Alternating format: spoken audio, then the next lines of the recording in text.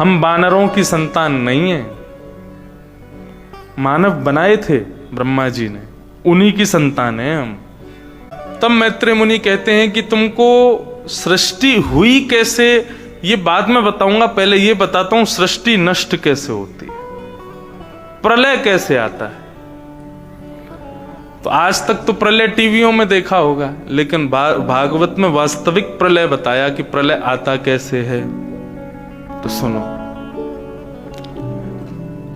प्रलयकालीन समय जब आएगा तो 100 वर्षों का प्रलय समय रहता है प्रलय आने का। 100 वर्षों तक वर्षा नहीं होगी पृथ्वी पर, बारिश नहीं होगी 100 साल तक।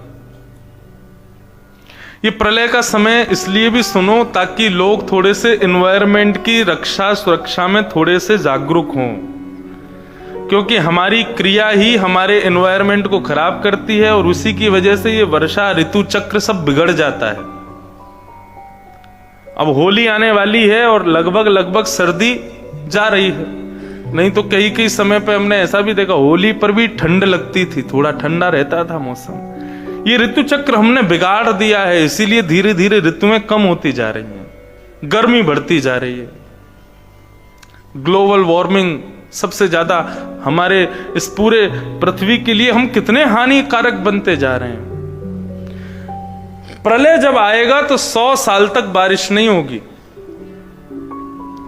और 100 साल तक आकाश में 12 सूर्य प्रकट होंगे, 12 सूर्य एक साथ पृथ्वी को तपाया करेंगे।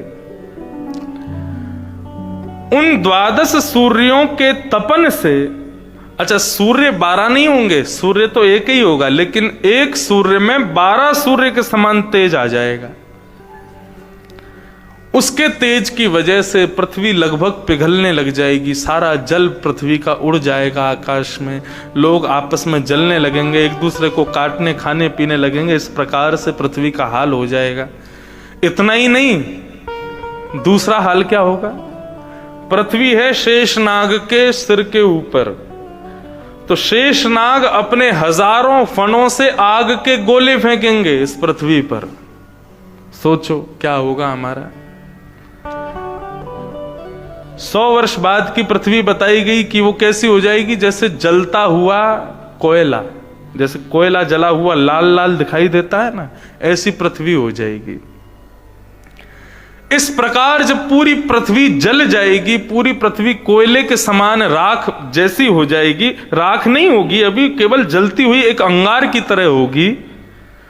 उस समय जितना जल पृथ्वी से उड़कर के आकाश में गया 100 वर्षों में, वो सारा जल मेघमालाओं का रूप धारण करके पृथ्वी के ऊपर आएगा और फिर सांबर तक वर्षा होगी। कितने दिन तक? वो भी 100 वर्षों तक होगी।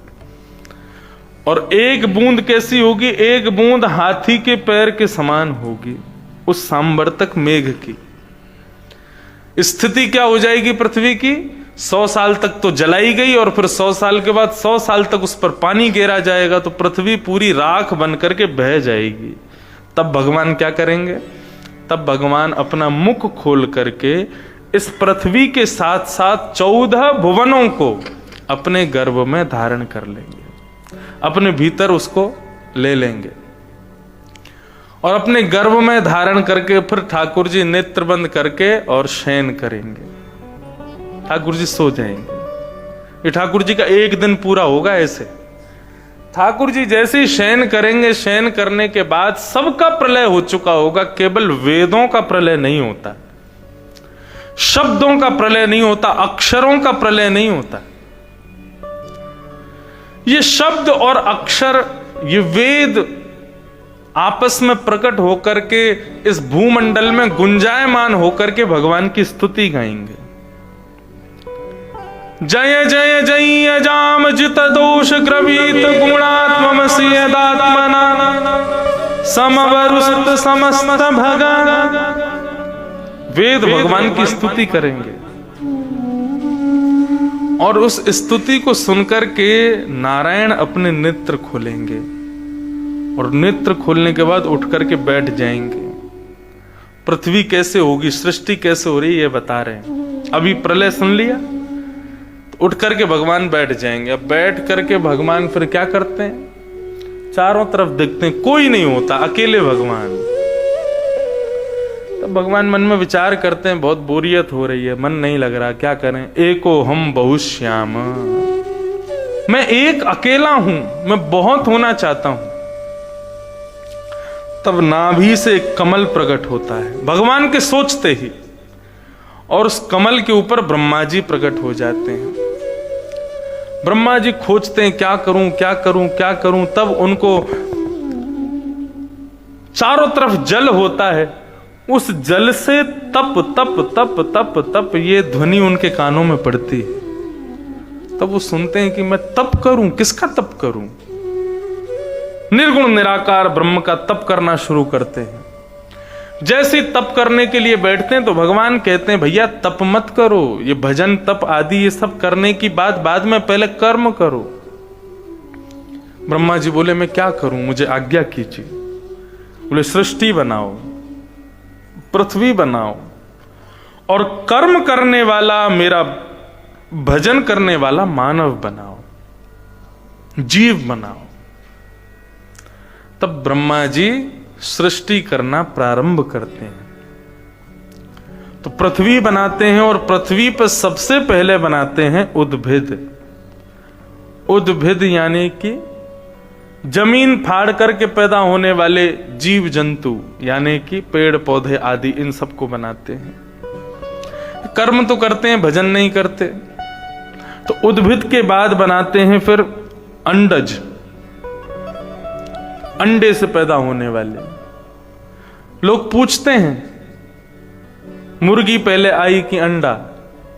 अंडज, अंडा पहले आया, और उससे मुर्गी प्रकट हुई, धीरे धीरे फिर उसी का विस्तार। तो अकेले अंडे वाली मुर्गी नहीं होती, और भी कई जानवर हैं जो अंडे से होते हैं। सबका निर्माण किया ब्रह्मा जी ने। ये भी कर्म करते हैं, भजन नहीं करते। तब तीसरी श्रेणी बनाई स्वेदज। उद्भिद यानी कि वृक्ष, अंडज यानी कि अंडे वाले, और इन दोनों की मिश्रित गंदगी से होने वाले छोटे मोटे कीड़े मकोड़े आदि, इन सबको बनाया। ये कहलाए स्वेदज। और चौथे बनाए जरायुज, जरा में लिपट करके जो होते हैं, गाय, घोड़ा, भैंस, जिराफ, जेब्रा, शेर, हाथी, इन सबको बनाया। इस प्रकार बनाते बनाते बनाते बनाते बनाते महाराज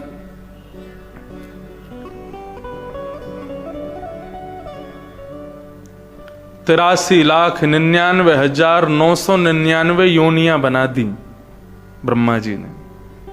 लेकिन मन को शांति नहीं हुई, प्रसन्नता नहीं हुई बना करके। तब भगवान ने चतुश्लोकी भागवत ब्रह्मा जी को प्रदान की। उस चतुश्लोकी भागवत का पुरुषण ब्रह्मा जी ने किया, और उसके बाद जब उन्होंने सृष्टि करने के लिए बैठे, तब उन्होंने मानव की रचना की, तब मानव बनाया। जैसे ही मानव बना करके भगवान के सामने प्रस्तुत किया, तो भगवान बड़े प्रसन्न हो गए, और भगवान ने प्रसन्न होकर के जो किसी को नहीं दिया वो मानव को दिया। क्या? बुद्धि। ये बुद्धि मानव को प्रदान की। और सबसे पहले मानव किसको बनाया? सनक, सनंदन, सनातन, सनत कुमार। ये चार भगवान के प्रथम अवतार माने गए, और पृथ्वी पर आने वाले प्रथम पुरुष माने गए।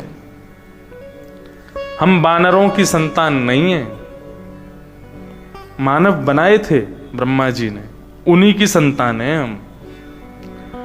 सनत कुमारों को बनाकर के ब्रह्मा जी पूछने लगे, मैंने तुमको क्यों बनाया बताओ? सनत कुमार कहने लगे, भगवान का भजन करने के लिए बनाया आपने। ब्रह्मा जी बोले, पहले जिनको बना रहा था वो केवल कर्म कर रहे थे, भजन नहीं कर रहे थे, और अब ये बने, ये केवल भजन कर रहे हैं, कर्म नहीं कर रहे। फिर उन्होंने 10 पुत्र और बनाए, 10 मानस पुत्र बनाए, जिसमें सबसे छोटे थे श्री नारद जी महाराज। इन्हीं 10 मानस पुत्रों में एक पुत्र हैं दक्ष प्रजापति। ये सब 10 पुत्र बनाए। इन 10 से पूछा, बताओ मैंने तुमको क्यों बनाया? तो 10 ने कहा, आपने भगवान का भजन करने के लिए हमको बनाया है। ब्रह्मा जी क्रोधित हो गए, इतने वर्ष हो गए बनाते बनाते, पहले कर्म करने वाले हो रहे थे, अब ये भजन करने वाले हो रहे हैं, कर्म कौन करेगा। क्रोध में भर करके ब्रह्मा जी का ललाट नीला पड़ गया और उस ललाट का भेदन करके भगवान रुद्र प्रकट हो गए, शिव प्रकट हो गए।